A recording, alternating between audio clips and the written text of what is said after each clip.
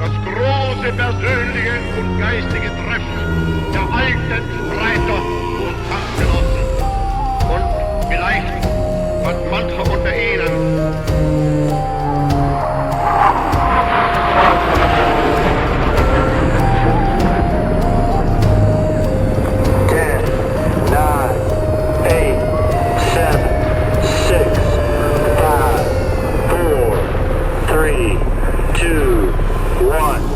Bienvenidos a Archivos del Tiempo, podcast.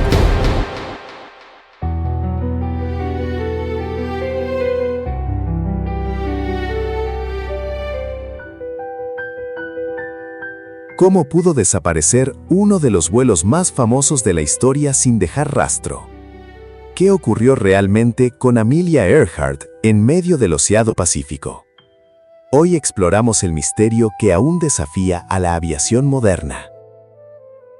¿Qué pasaría si les dijera que el mayor misterio de la aviación de todo el siglo XX no fue provocado por una falla catastrófica del motor en medio del océano?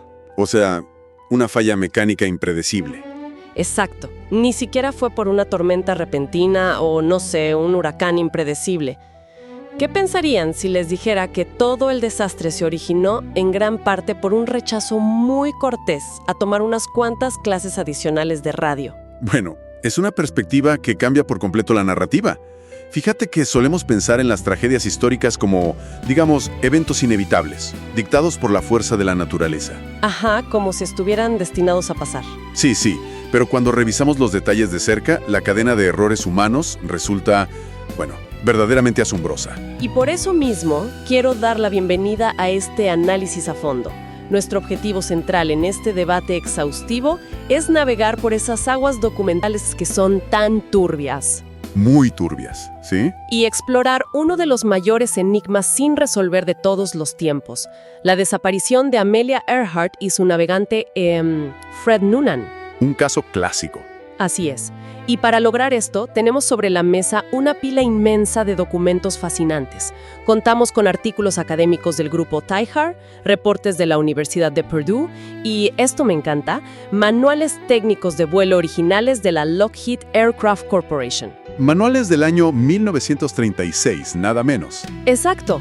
Además de registros de radio desclasificados de la Guardia Costera de Estados Unidos y crónicas de prensa sobre expediciones submarinas. O sea, un archivo con un peso empírico gigantesco. Y resulta muy necesario, porque separar la leyenda de los hechos requiere, analizar datos fríos. Totalmente de acuerdo.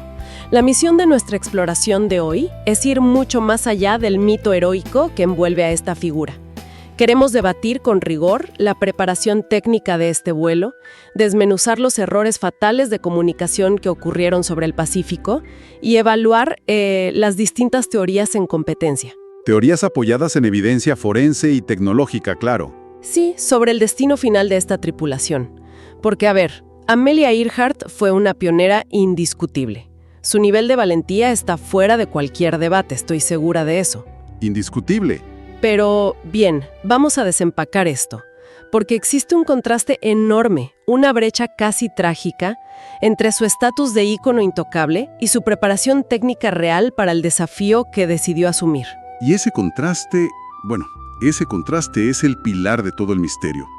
Antes de poder debatir cómo o dónde desapareció, resulta imperativo establecer las condiciones bajo las cuales despegó. Las condiciones iniciales. Exacto. La pregunta no es solo a dónde fue a parar, sino algo mucho más básico. ¿Tenía Earhart las herramientas y, sobre todo, el conocimiento para cruzar el Pacífico Sur? Pues empecemos por la pieza central, el avión, el Lockheed Electra 10E. Era un bimotor modificado que costó $80,000 de aquella época. Una fortuna. Una locura de dinero. Financiado por la Universidad de Purdue para convertirlo prácticamente en un laboratorio volador. Si lo pensamos bien, con semejante inversión, uno asume que la máquina podía hacerlo todo sin mayor problema. Claro, es muy fácil caer en esa suposición. Sin embargo, los manuales originales de la propia compañía son muy reveladores al respecto. El estudio de rango de Lockheed, elaborado en 1936, lanza una advertencia explícita. ¿Qué decía exactamente? Indica que el avión tenía un alcance máximo de entre 4.100 y 4.500 millas. Pero, y este es un gran pero, esto solo era posible si el piloto mantenía un control estricto en la cabina. O sea, no era automático. Para nada. Tenía que gestionar una mezcla de combustible en extremo pobre utilizando un instrumento específico llamado analizador de gases Cambridge. A ver, espera, para quienes nos escuchan y, digamos, no tienen formación en ingeniería aeronáutica, ¿a qué se refiere ese término de mezcla pobre en la práctica y por qué es tan difícil de mantener? Claro, te explico. En un motor de combustión necesitas mezclar combustible y aire para generar la explosión que mueve los pistones. Ajá, lo básico. Bueno, una mezcla rica tiene mucha gasolina y poco aire. Eso da mucha potencia, pero devora el tanque rapidísimo. En cambio, una mezcla pobre reduce la gasolina al mínimo indispensable y aumenta el aire. Entiendo. Así estiras el rendimiento de los tanques. Exacto. Lo estiras al máximo. Pero hace que el motor funcione a una temperatura mucho mayor. Si te descuidas, el motor se sobrecalienta y falla. ¡Wow! El analizador Cambridge medía los gases de escape para ayudar al piloto a encontrar ese punto de equilibrio perfecto. Pero exigía una atención visual constante. No era un sistema automático, era un trabajo manual, tedioso y muy crítico. Dependía casi por completo de Fred Noonan para trazar la ruta. Sí, él era el cerebro detrás de la navegación. De hecho, los documentos históricos nos muestran que ella rechazó el entrenamiento especializado en navegación astronómica y, fíjate, en código Morse, que le ofreció un experto en la materia, PVH Wims. Un rechazo documentado, ¿sí? Ella prefirió concentrarse en mantener el avión en el aire y dejarle los cálculos a Noonan. Es una decisión que me lleva a una analogía inevitable. A ver, cuéntame. Es como cuando alguien compra un auto deportivo de alta gama, digamos, preparado para cruzar el desierto del Sahara, pero no sabe cómo usar la transmisión manual de forma eficiente. Claro, confías en el auto. Exacto. Esa persona confía en que el motor hará el trabajo pesado, pero carece de las herramientas para exprimir su potencial o para, no sé, solucionar problemas en una emergencia real. Lo fascinante aquí es que en esa década la profesión de navegante aéreo apenas estaban haciendo. O sea, no existía un manual estandarizado sobre qué obligaciones debía asumir el piloto y cuál es el navegante. Era terreno inexplorado. Era una zona gris, totalmente. Y eso explica en cierta medida por qué Earhart delegó por completo esa responsabilidad técnica tan vital. Ella confiaba en su habilidad instintiva para volar. Pero el instinto no sirve de mucho sobre el océano abierto. No para nada. Y hay otro factor técnico que le dio a Earhart una falsa sensación de seguridad. Me refiero a la elección de un avión bimotor. En esa época existía la creencia popular de que 2 motores garantizaban el doble de seguridad. Si uno falla, tienes otro de repuesto, ¿verdad? Esa es la intuición lógica, sí. Pero bueno, la física aerodinámica cuenta una historia muy distinta. ¿En qué sentido? Imagínate esto. En un bimotor de los años 30, si un motor se apaga en pleno vuelo sobre el océano, la hélice muerta y el peso del motor inactivo crean una resistencia al aire asimétrica. O sea, te jala hacia un lado. Exacto. El avión tiende a girar bruscamente hacia el lado del motor apagado. El piloto debe usar muchísima fuerza física en los pedales para mantener la nave recta. Me imagino el agotamiento. Es brutal. Y ese esfuerzo extra, además, consume más combustible del único motor que queda vivo. En resumen, duplica el riesgo de problemas técnicos, lejos de ser el salvavidas que muchos imaginaban. ¡Wow!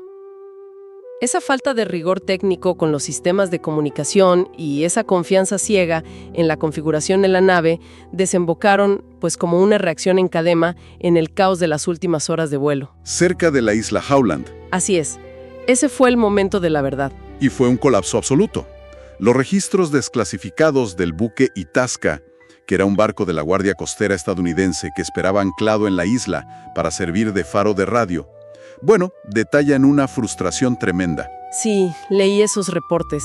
Son muy tensos. El comandante del buque dejó por escrito que la actitud de Earhart antes del despegue había sido, y cito, demasiado casual. Pero, ¿por qué casual? O sea, ¿qué dejaron sin resolver antes de despegar de La Rue en Papúa Nueva Guinea? Pues detalles de vida o muerte. Nunca establecieron un horario claro de comunicación. Tampoco acordaron las frecuencias de radio exactas en las que iban a transmitir y recibir información. Eso parece básico, ¿no? Es vital.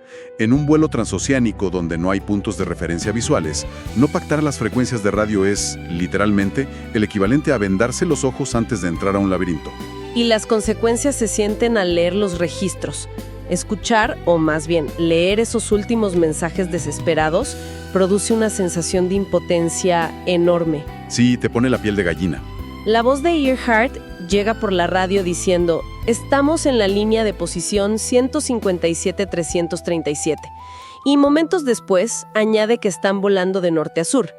Aclaremos ese concepto técnico un poco. ¿Qué significa estar en una línea de posición? Bueno, es un cálculo básico de navegación astronómica. Al amanecer, Noonan habría tomado la altura del Sol con su sextante. Ajá. Con ese dato, trazó una línea recta en su mapa de papel, la línea 157-337. Ellos sabían que estaban en algún punto a lo largo de esa línea infinita. La teoría dictaba que, si volaban de ida y vuelta a lo largo de esa ruta, pues tarde o temprano cruzarían sobre la isla Howland. Pero había un problema visual inmenso ahí. Los reportes meteorológicos del buque indicaban que el clima sobre la isla era perfecto. Tenían un cielo totalmente despejado. Así es, ni una nube. Sin embargo, Earhart reportó por radio cielos muy nublados. ¿Cómo es posible esa discrepancia estando supuestamente en la misma zona? Los analistas apuntan a un fenómeno óptico muy común en la aviación. Al volar hacia el este durante el amanecer, Earhart tenía el sol naciente directo en la cara. Ah, claro, el brillo en el agua. Exacto. El resplandor brutal sobre la superficie del océano produce un efecto de deslumbramiento severo. Es muy probable que ella confundiera las sombras de nubes dispersas en el horizonte con la isla misma. Y que ese resplandor le impidiera ver el pequeño trozo de tierra real. Precisamente. Aquí es donde se pone realmente interesante. Porque el barco Itasca estaba intentando hacer señales visuales desesperadas. Los registros indican que el capitán ordenó encender las calderas del barco a toda capacidad. A máxima potencia. Sí, estaban lanzando una columna gigantesca de humo negro espeso hacia el cielo azul, creando pues una chimenea visual enorme en medio del océano. Era imposible no verla si estaba cerca. Era un faro de humo diseñado específicamente para cortar el resplandor del sol. Pero ella no logró verlo. Y el motivo por el que no lo vio tiene que ver con su táctica de vuelo. El comandante criticó duramente que ella volara en círculos intentando buscar la isla. Al hacer círculos, se destruye por completo la navegación a estima, o el famoso Death Reckoning. Completamente. A ver, expliquemos la lógica de esto para la audiencia. Si caminas en línea recta, cuentas tus pasos y sabes tu velocidad, puedes calcular en un mapa dónde estás, ¿verdad? Claro. Pero si te pones a dar vueltas en medio de la nada... pierdes tu punto de origen. Es así de simple. La navegación estima requiere un rumbo constante, velocidad constante y tiempo medido. Y en el aire hay que sumar la fuerza del viento, que no es poca. Y el viento te mueve sin que te des cuenta. Totalmente. Si das vueltas en círculos, el viento te empuja hacia el norte en un momento y hacia el sur al siguiente. Los cálculos matemáticos en el papel de Noonan perdieron todo su valor en el instante en que comenzaron a orbitar a ciegas. A esto se suma que ella no podía usar las frecuencias de localización bidireccional.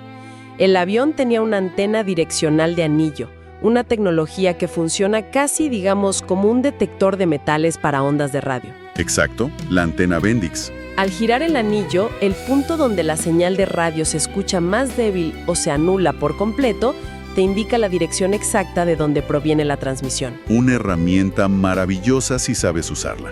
Pero Earhart no estaba familiarizada con su propio equipo Bendix. El barco la escuchaba a ella, pero ella era completamente sorda a las instrucciones del barco. Todo esto nos lleva a concluir que la desaparición no fue el resultado de quedarse sin combustible de forma imprevista. O sea, el tanque sí se vació. El tanque se vació, sí, pero fue la etapa final de un colapso sistémico en los protocolos. Fue el resultado acumulado de no aprender Morse, no acordar frecuencias de transmisión y no saber operar la antena direccional. ¡Qué tragedia! Sí, el sistema vital que debía garantizar su supervivencia falló muchas horas antes de que los motores se detuvieran. Y en el momento en que esos motores por fin se detuvieron, y la radio quedó en silencio, comenzó un enigma que ha durado casi 9 décadas. Así que vamos a entrar de lleno al gran debate de este tema. Existen 3 teorías principales que dividen a los historiadores. Así es, 3 grandes bandos. Presentaremos los argumentos de cada lado para entender, de forma imparcial, por qué este caso sigue tan abierto hoy en día. Bueno, la primera teoría, que es la postura oficial y digamos la más aceptada convencionalmente, es la del choque y hundimiento. Crash and sink. Exacto. Esta perspectiva argumenta que, tras agotar la última gota de gasolina volando en las cercanías de Howland, el Electra simplemente cayó al agua y se hundió de inmediato hacia las llanuras abisales del Pacífico. Donde es imposible llegar. Sí, las misiones de búsqueda navales de la época rastrearon la zona con una intensidad tremenda, pero, bueno, el océano no deja huellas. Es la teoría más limpia, por así decirlo. Luego tenemos otra vertiente, que es la teoría de la captura por parte de los japoneses. Una teoría muy popular en su momento. Y que fuerzas japonesas capturaron a la tripulación bajo sospecha de espionaje. Hay varios libros sobre eso. Sí, hay reportes de inteligencia que documentan estos rumores, pero es vital señalar algo aquí. Carecen por completo de evidencia material o registros documentales firmes que los validen. Son, pues, pistas sin anclaje físico real. Lo cual nos deja con la tercera vía, y quizá la más intrigante desde el punto de vista científico, la hipótesis de Nikumaro. O Isla Garner. Exactamente, conocida antes como Isla Garner. Es un atolón de coral deshabitado situado a unos 640 kilómetros al sureste de Howland. ¿Recuerdan la línea de posición 157-337 de su último mensaje? La que trazó Noonan. Sí. Pues si trazas esa misma línea hacia el sur, cruza de forma directa por Nikumaroro. ¡Wow! El trabajo que ha hecho el grupo de investigadores de TIGHR en torno a esta hipótesis es asombroso. Ellos lograron documentar 121 mensajes de radio interceptados en diferentes partes del mundo durante los días posteriores a la desaparición. ¿121 mensajes? Es muchísimo. Sí. Y tras aplicar filtros de ruido y triangulación técnica, determinaron que 57 de esos mensajes resultan creíbles. Ojo con eso, 57. Pensemos un momento en la mecánica de esa situación. Para que la radio del Electra pudiera transmitir señales durante varios días, el avión necesitaba energía. Claro. Y la batería dependía de un generador que estaba conectado al motor derecho. Y esto es clave, porque esto significa que el motor derecho debía estar encendido. Un avión hundido bajo el agua, en el fondo del mar, no puede encender su motor. Imposible. La conclusión técnica es que el Electra no se hundió. Aterrizó sobre un arrecife de coral plano durante la marea baja y tuvo la capacidad de transmitir pedidos de auxilio hasta que las mareas altas terminaron por arrastrar la estructura hacia aguas más profundas. Es una imagen súper vívida. Pero la historia no termina en las ondas de radio. En 1940, un oficial colonial británico descubrió 13 huesos humanos bajo la sombra de un árbol, en Nikumaroro. Un hallazgo increíble. El debate científico alrededor de estos restos ha sido un campo de batalla muy interesante e imparcial. El médico original, el Dr. Hoodless, y luego un estudio de validación en 2015, afirmaron que pertenecían a un hombre fornido de complexión baja. O sea, descartaban a Earhart.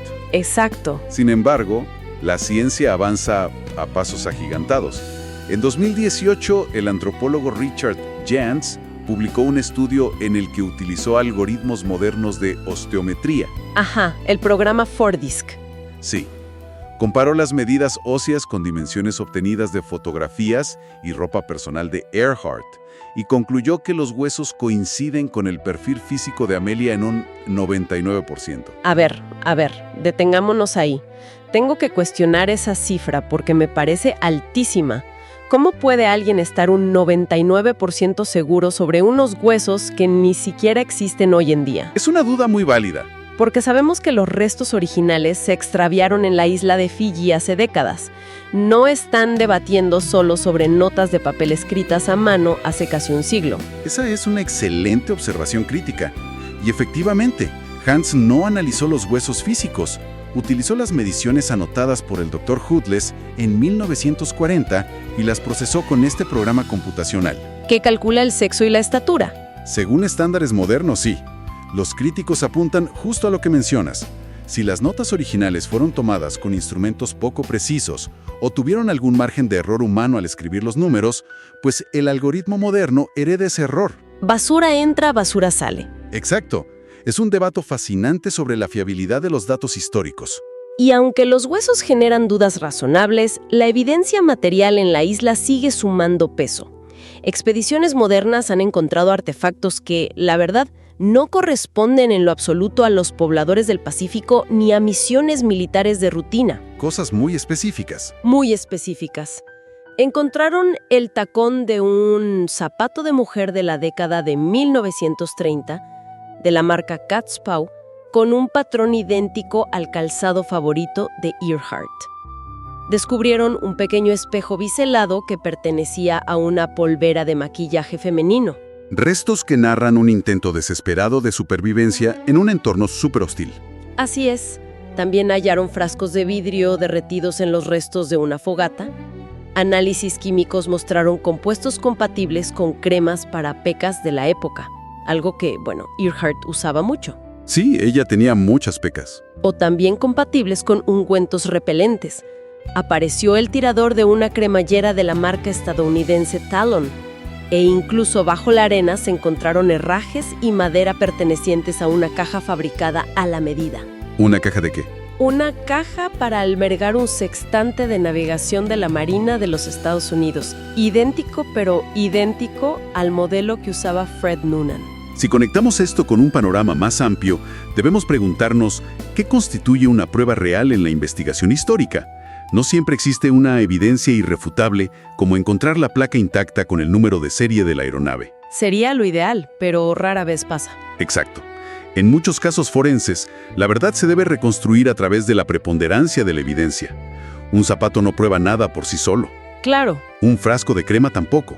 Pero un zapato, una polvera, una cremallera americana, una caja de sextante y llamadas de radio trianguladas, todo en el mismo atolón deshabitado, configuran un patrón muy difícil de ignorar. Un rompecabezas donde las piezas encajan de forma inquietante.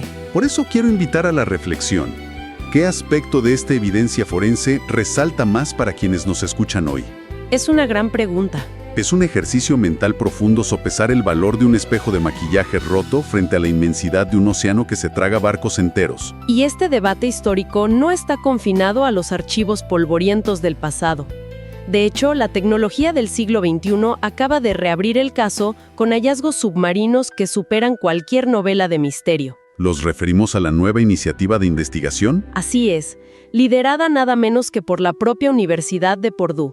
Han organizado una expedición marítima de alta tecnología hacia Nikumaroro, planificada para comenzar justo después de que concluya la temporada de ciclones. El objetivo central de esta inversión millonaria es investigar una anomalía conocida como el objeto Taraya. Suena a ciencia ficción. Un poco. En 2015, la región fue azotada por el ciclón Pam. La fuerza extrema de las corrientes submarinas durante el ciclón barrió toneladas de sedimentos acumulados en el fondo de la laguna del arrecife. Limpió el fondo, básicamente. Sí, lo dejó al descubierto. Poco después, analistas que revisaban imágenes satelitales de alta resolución en Apple Maps notaron un destello anormal bajo el agua. Una anomalía brillante. Una figura luminosa que rompe con la geografía natural del coral. Las proporciones de esta sombra sumergida coinciden casi a la perfección con la longitud del fuselaje y la envergadura de la cola de un Lockheed Electra 10E. Me causa un asombro profundo pensar en la dinámica de nuestro planeta. Un evento meteorológico destructivo y moderno como lo es un ciclón, actúa como un pincel gigante que barre la arena para desenterrar un secreto guardado desde la década de los 30. Es poético, de cierta forma. Lo es. La expedición planea desplegar magnetómetros avanzados, radares de sonar de alta precisión y dragas hidráulicas. Su intención es succionar la arena restante y verificar de una vez por todas si ese objeto es aluminio aeronáutico o una simple formación rocosa inusual. Habrá que ver. Entonces, ¿qué significa todo esto? ¿Por qué nuestra sociedad sigue dispuesta a gastar millones de dólares y décadas de recursos tecnológicos para resolver el destino de dos personas que desaparecieron hace casi un siglo? Esto plantea una pregunta importante respecto a cómo gestionamos el conocimiento en la era de la información. Hoy gozamos de una sobrecarga de datos increíble. Demasiados datos a veces. Sí, tenemos notas osteológicas revisadas por algoritmos, registros de radio filtrados digitalmente, fotografías espaciales del fondo marino. Pero tener más información no equivale a tener la verdad. Qué gran frase. Nos exige un pensamiento crítico riguroso. Es vital mantener la imparcialidad y no saltar a conclusiones definitivas antes de que las herramientas físicas toquen el material en el fondo del mar. Bueno, para sintetizar el recorrido de este análisis a fondo, podemos concluir que la historia del vuelo fatal de Amelia Earhart es un tejido muchísimo más complejo que la simple postal heroica que nos venden. Definitivamente. Es una mezcla magnética de valentía personal innegable, limitaciones tecnológicas severas que, francamente, no fueron respetadas, cierta arrogancia al confiar en máquinas sin dominar los protocolos de emergencia, y un misterio forense que sigue desafiando el rigor del tiempo. Es la intersección perfecta entre el afán humano por explorar y la realidad implacable del entorno natural.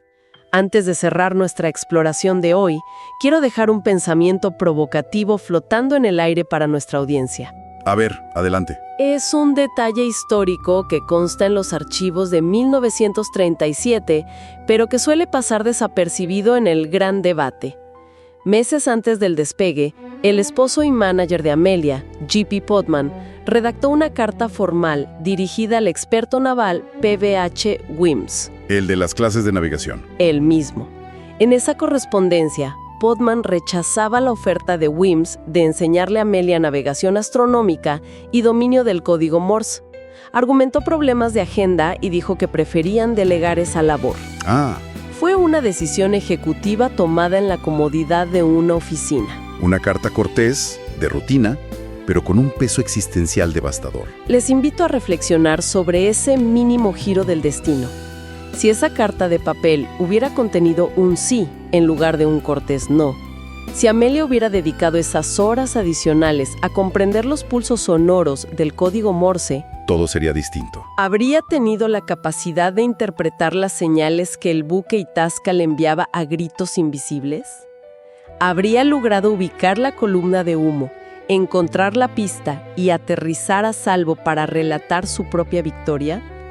Es una pregunta que demuestra que los grandes misterios a veces nacen de las decisiones más pequeñas. Las grandes tragedias se construyen en los detalles que ignoramos. Agradecemos muchísimo su compañía en esta inversión a través de los datos de vuelo, los documentos perdidos y los silencios que la historia aún se niega a llenar.